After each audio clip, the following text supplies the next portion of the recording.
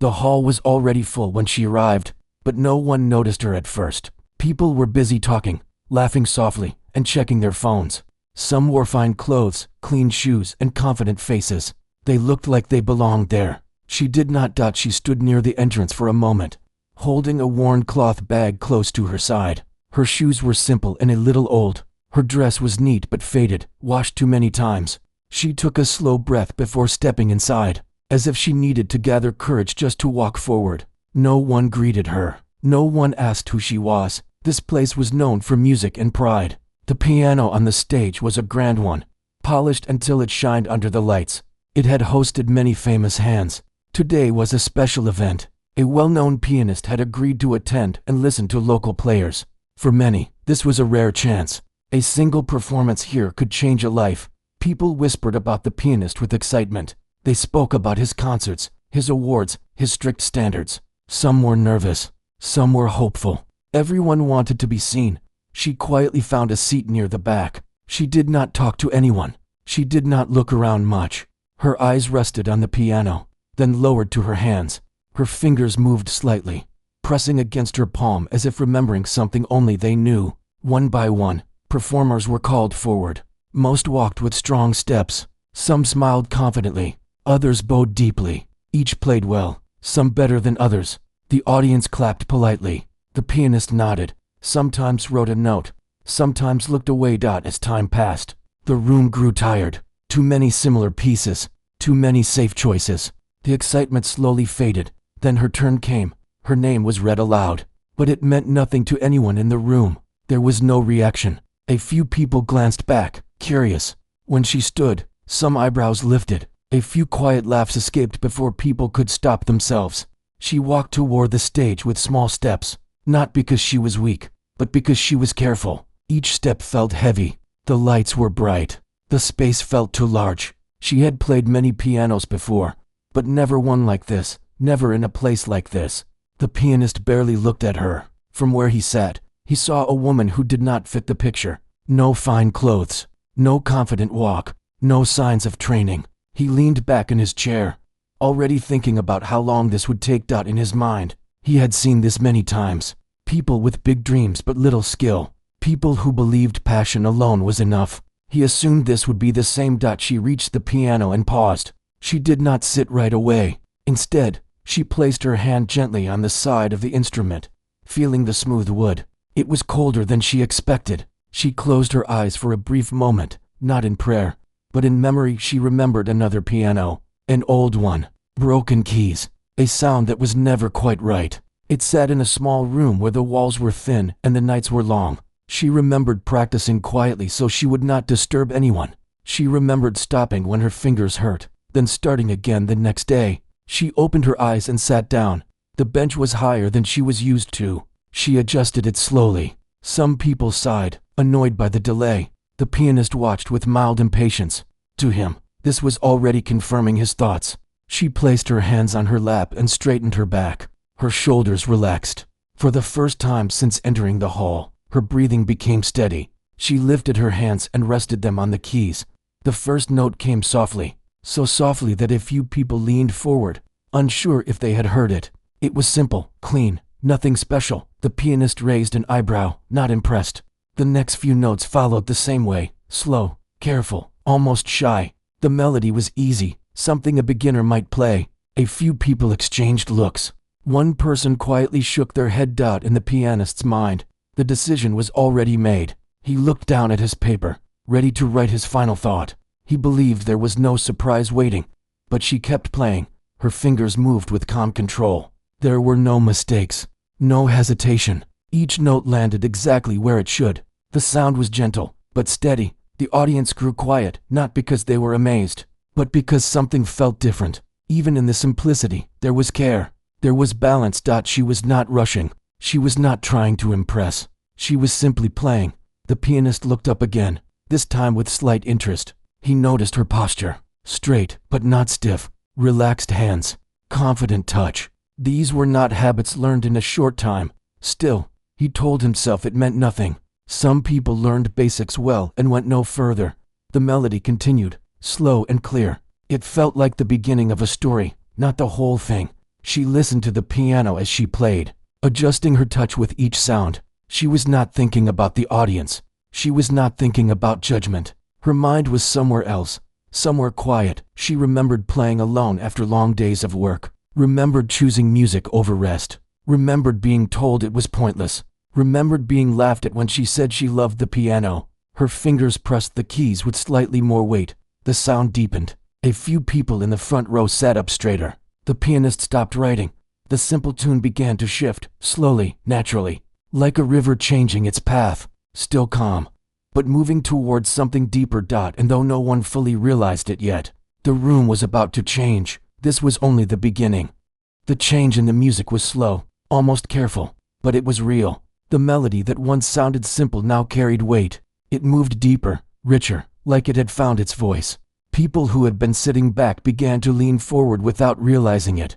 The woman's face remained calm. Her eyes stayed on the keys, but her focus was inward. She was no longer in the bright hall with polished floors and quiet judgment. In her mind, she was alone with the piano, the way she always had been. Her left hand began to move more freely. It added depth beneath the melody, steady and strong. The right hand followed with gentle turns and soft rises. The sound filled the space, not loud, but clear enough to be felt. The pianist shifted in his chair. At first, he told himself he was only being polite by paying attention, but something about her playing pulled at him. It wasn't speed or show, it was control, the kind that comes from long hours, not quick lessons. He watched her hands more closely now. Her fingers curved naturally, pressing the keys with confidence. There was no stiffness, no wasted movement. Each motion had purpose. He had seen this before in trained musicians, in people who had lived with the piano for years. That thought unsettled him. Around the room, small changes were happening. A woman in the front row stopped whispering to her friend. Someone in the back lowered their phone. Even the quiet sounds of shifting seats faded. The music asked for attention without demanding it. The woman's shoulders stayed relaxed, but inside her chest, her heart beat faster. Not from fear, but from memory. The piano under her fingers responded better than she expected. The keys were smooth. The sound was honest. For a moment, she felt thankful. She remembered the first time she touched a piano. It had been years ago, in a place where no one cared about music halls or famous performers. The piano was old, missing a few keys, always out of tune. But to her, it was beautiful. It was the first thing that listened when no one else did back then. People told her she was wasting her time. Music would not feed her. Music would not fix her problems. She listened, but she did not stop. Now, as her hands moved across the grand piano, those words faded. The melody grew more complex. Not suddenly, but naturally. Notes layered over one another, creating a sound that felt full. The room seemed smaller now, as if the walls had moved closer to listen. The pianist's pen rested still in his hand. He noticed something else then. She was not looking at the audience at all, not once. There was no effort to perform for approval. That was rare. Most people played for eyes, not ears. He felt a small discomfort settle in his chest. He had judged her before she played. He had decided her limits by her appearance alone. This realization did not sit well with him. The music softened again, pulling back instead of pushing forward. It felt thoughtful, almost personal. Some listeners felt an unexpected tightness in their throats. The tune reminded them of quiet moments, of things left unsaid. The woman's breathing stayed even. She followed the piano's response, adjusting her touch. Years of playing alone had taught her to listen closely. Every sound mattered. One wrong note could break the feeling. She did not make one. The pianist leaned forward now, elbows on his knees. He recognized patterns in her playing, subtle shifts in timing, careful use of silence. These were not mistakes. These were choices. Musical choices. His confidence began to crack. He wondered where she had learned this. Which teacher? Which school? Which stage? None of the answers made sense when he looked at her again. She did not look like someone who had been given easy chances. The melody rose once more, this time with quiet strength. Not loud, not dramatic, but sure of itself. It carried a feeling of endurance, like someone who had learned to stand without being seen. The audience was fully still now. No one coughed. No one moved. Some felt surprised by their own reaction. They had expected nothing. Now they felt something they could not explain easily. The woman's fingers moved faster for a brief moment, then slowed again. The shift felt intentional, like a breath taken after a long walk. The piano responded with warmth, filling the hall. The pianist swallowed. He realized he had stopped looking for mistakes. He was listening instead. That thought embarrassed him. He had come here believing he would teach, judge, correct. He did not expect to learn anything himself. Yet here he was, unsettled by a woman he had nearly ignored. The music dipped low, touching notes that felt heavy with meaning. The sound carried sadness, but also calm. Not the sadness of loss, but of acceptance. The woman remembered nights when she played in the dark because electricity was too expensive. She remembered keeping time by feeling, not by sound. She remembered stopping when neighbors knocked on the wall. Those memories shaped her hands. The piano sang them now. The pianist felt something tighten behind his eyes. He sat back slightly, as if to steady himself. He did not like this feeling. It made him question his certainty, his pride. The melody began to move toward a pause. Not an ending, but a moment of rest. The woman let the notes breathe.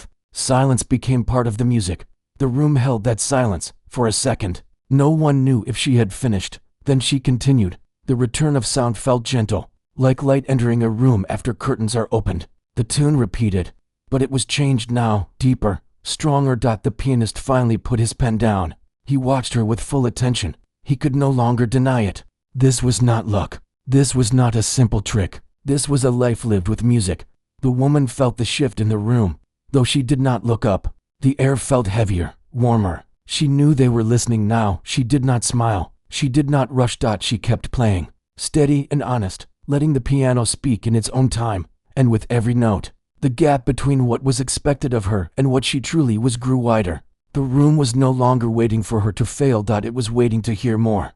The music continued to grow, not louder, but clearer, like a thought finally spoken out loud. The woman's hands moved with quiet confidence now. She no longer held back. Each note felt placed with care, as if she had been saving them for this exact moment. The pianist felt his chest tighten. He had listened to thousands of performances. He knew when someone was copying skill and when someone was speaking truth through sound. What he heard now did not feel borrowed. It felt lived. He shifted again in his seat, uncomfortable with how deeply the music was reaching him. Around him, the audience was fully caught. Faces that once showed doubt now showed focus. Some people blinked slowly, afraid to miss a moment. Others pressed their lips together, holding something inside. The woman's fingers moved faster, then slower, like waves responding to the wind. The piano answered her touch with warmth and strength. It felt as if the instrument had been waiting for her. She felt it too. For the first time since she sat down, she allowed herself to trust the piano fully. She leaned slightly forward, letting her weight guide her hands. The sound became fuller, more open. She remembered the times she almost stopped playing. There were days when work left her too tired to lift her hands. Days when bills sat on the table like silent threats. Days when people laughed when they heard she still practiced music. But every time she thought about quitting, she returned to the piano. It was the only place where her thoughts made sense. Those thoughts flowed now through the keys. The melody changed again, turning bold without becoming harsh. It carried strength, not anger. Confidence, not pride. It sounded like someone who had learned patience the hard way. The pianist noticed something he had not expected. She was not trying to show everything she could do. There were moments where she could have played faster, louder, more dramatic. He could hear the restraint in her choices. That restraint showed maturity. It showed understanding. His throat felt dry. He realized he had stopped thinking like a judge. He was listening like a student. The audience felt the shift too. The music was no longer something they were watching. It was something they were inside. Time seemed to slow. No one checked the clock. A soft echo filled the hall as the notes bounced gently off the walls. The room felt warmer, closer, as if the distance between people had shrunk. The woman's breathing stayed calm, but her heart carried weight. She knew this moment mattered, even if she did not know why yet. She knew she could not hold back anymore. She pressed into the keys with deeper emotion. The sound grew strong, steady, and sure. It did not rush. It did not beg. It stood firm. The pianist's eyes followed her hands closely. He recognized advanced control in her touch. The way she balanced power and softness.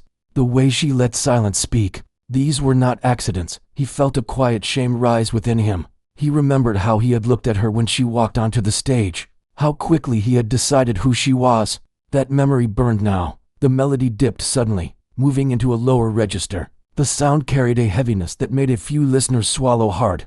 It felt like walking through loss, but not getting stuck there. The woman remembered sitting alone after a long day, fingers aching, tears falling onto the keys. She remembered playing through them because stopping felt worse. Those nights had shaped her sound. The piano spoke them clearly now. Someone in the audience quietly wiped their face. The pianist noticed and looked away, unsettled. The music began to rise again, slowly lifting itself upward. It felt hopeful, but careful, like hope learned after disappointment. Not bright, but honest. The woman's posture straightened slightly. Her hands moved with purpose. She was no longer just remembering. She was telling. The pianist leaned back, exhaling through his nose. He knew now that this performance would stay with him. That knowledge made him uneasy. He had not expected to be moved today. The audience remained silent, completely still. The woman let the melody stretch, giving each note space to breathe. The piano filled the hall with a sound that felt personal, yet shared. She felt something release inside her chest. For years, she had played unseen, unheard, judged before she could begin. This moment did not erase those years, but it gave them meaning. The pianist felt a strange mix of respect and regret. He respected her skill, her discipline, her voice. He regretted his certainty. The music reached a point where it felt ready to turn, not to end, but to transform. The woman slowed her hands slightly, letting the sound hover. The pause was brief, but powerful. Then she continued. The melody returned with clarity, as if saying, "I am still here." The pianist's eyes widened slightly. He realized this was not a prepared showpiece meant to impress judges. This was a story shaped by life. That realization changed everything. He no longer wondered where she learned to play. He understood how. The woman played on, steady and present. She did not look up. She did not need to. She felt the room listening in a way she had never felt before. The distance between her and the audience disappeared. Between her and the pianist, something shifted. The music carried forward, confident and clear, moving towards something important. And as her fingers danced across the keys, one truth became impossible to ignore. She was not here to be tested. She was here to be heard. The music moved forward with a quiet confidence, like someone walking through a storm without fear. The woman's hands no longer hesitated at all. They flowed across the keys as if the piano had become part of her body. The room felt different now. It no longer felt like a place of judgment. It felt like a place of listening. The pianist sat very still. He was no longer aware of the audience, the lights, or the papers on his lap. His focus stayed locked on the woman and the sound she was creating. Each note landed with meaning. Nothing felt wasted. He felt a deep pull inside his chest, something he had not felt in years. He remembered his own early days with music, the long hours, the lonely practice rooms, the pressure to be perfect. Somewhere along the way, he had stopped playing for feeling and started playing for approval. Her music reminded him of what he had lost. The woman pressed into the keys with steady strength. The melody carried courage now. It did not shout. It stood firm. The sound filled the hall, warm and clear. Some listeners felt chills run through their arms. They did not know why. The woman's eyes stayed on the piano, but her face softened slightly. She was no longer carrying the weight alone.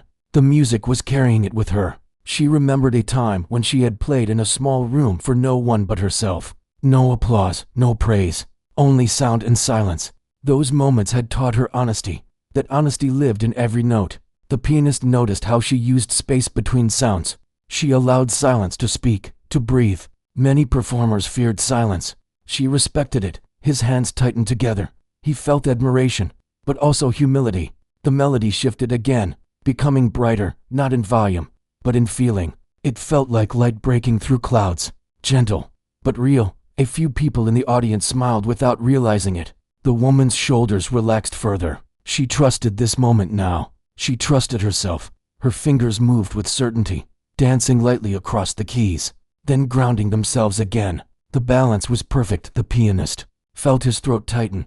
He realized something important. She was not trying to prove anything. She was simply sharing. That truth hit him harder than any loud performance ever had. The music reached a powerful section, not fast or flashy, but full. It carried strength earned through patience. The piano seemed to respond eagerly, as if proud to be played this way. The audience remained completely silent, not because they were told to be quiet, because they did not want to break the feeling. The woman leaned slightly forward, giving the melody more weight. The sound deepened, wrapping around the room like a steady heartbeat. She remembered all the times she felt unseen. She remembered playing softly so others would not complain. Now, she did not play softly to hide. She played softly because it was enough. The pianist's eyes glistened. He quickly looked down, embarrassed by the reaction. He was not used to feeling exposed. The melody slowed, pulling the listener inward. It felt reflective, almost like a conversation with oneself. Some in the audience felt their breathing change, matching the pace of the music. The woman's hands moved gently, confidently. Every note sounded intentional. Nothing was rushed. The pianist could no longer ignore the truth. He had misjudged her completely. Not only her skill, but her depth. That realization pressed heavily on him. The music softened, almost whispering now. The woman let it fade slightly, then brought it back with warmth. The piano responded beautifully. The hall felt suspended in time. She allowed herself a small breath, letting emotion pass through her fingers. This moment did not belong to fear anymore. The pianist sat back slowly, as if afraid to move too quickly and break the spell. He knew this performance would be remembered, not because of technique alone, but because of truth. The melody began its final rise, steady and clear. It felt complete, like a story reaching its final words. The woman's hands slowed, guiding the sound gently forward. The piano filled the hall one last time with warmth and calm. The final notes rang out, clear and honest. Then they faded. Silence followed, not empty silence, full silence. The woman held her hands above the keys for a brief moment, then lowered them to her lap. She did not move. No one did. The pianist remained seated, staring at the piano. His heart beat heavily in his chest. He knew that something important had just happened, and for the first time in a long while, he felt truly quiet inside.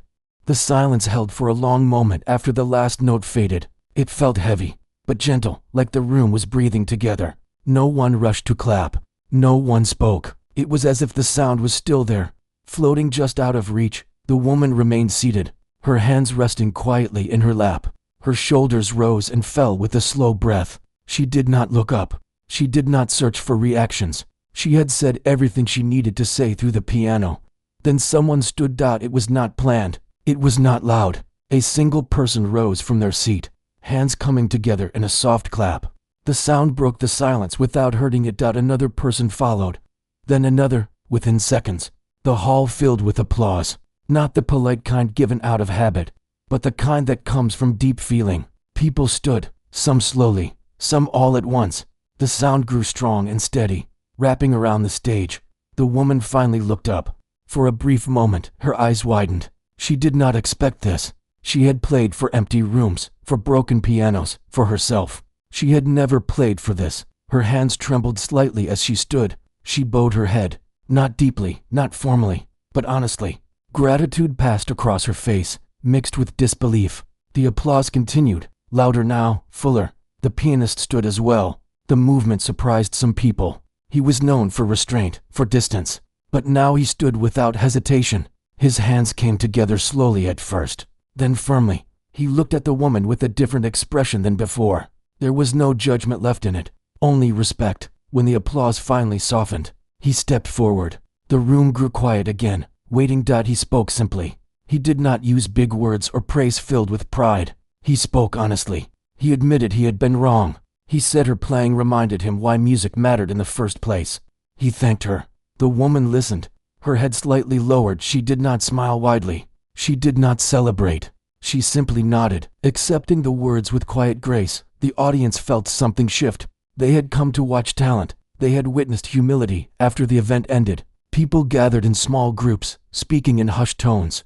Many glanced toward the woman as she packed her cloth bag slowly. A few approached to offer kind words. She thanked them politely, never lingering. The pianist watched from a short distance. He felt a weight lift from his chest. Later, he approached her, not as a judge, but as a listener. He asked where she had learned to play. She answered simply. She said she learned by listening, by practicing when she could, by loving the piano even when it gave nothing back. He nodded. That answer stayed with him.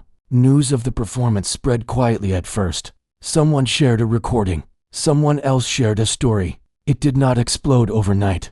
It traveled slowly, the way honest things often do. People spoke about the woman who walked onto a grand stage and played like she had nothing to prove.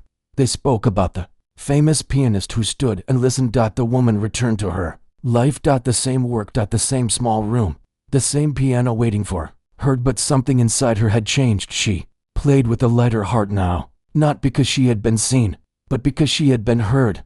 The pianist returned to his concerts as well, but he listened differently. When new players came before him, he watched their hands, their posture, their silence.